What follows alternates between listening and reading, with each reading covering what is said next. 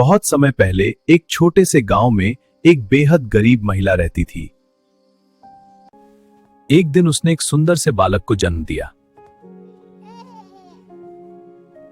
देखो, बच्चे के हाथ पर एक बड़ा नीला जन्म चिन्ह है।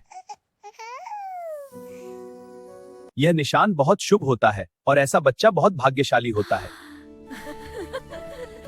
और जब यह लड़का 18 साल का होगा तो उसकी शादी राजा की बेटी से होगी और आगे चलकर वो राज्य करेगा और बड़ा राजा बनेगा। कुछ समय बाद संयोगवश राजा उसी गांव में आ पहुंचा। गांव वालों को पता नहीं था कि वह राजा है। आप तो राजा जैसे लगते हो, पर राजा तो कभी यहाँ नहीं आता। हाँ बताओ, वह भविष्यवाणी क्या है? महाराज, उस भविष्यवाणी के बारे में सुनिए, आपके और पूरे राज्य के भविष्य को बदल देगी। यह सुनकर राजा बहुत क्रोधित हो गया, क्योंकि वह घमंडी और कठोर स्वभाव का था। कौन है ये? उसे डर लगने लगा कि कहीं सच में यह लड़का उसकी बेटी से शादी न कर ले। मैं तुम्हें बहुत सारा धन दूंगा, तुम्हारी गरीबी दूर हो जाएगी, बस मेरी बात मान लो।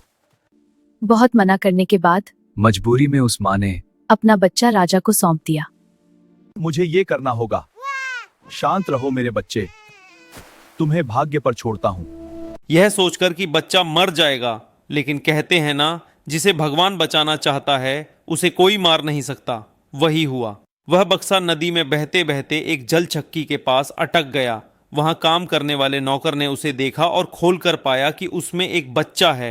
उसने उस बच्चे को अपने मालिक चक्की वाले को दे दिया, जिनके कोई संतान नहीं थी।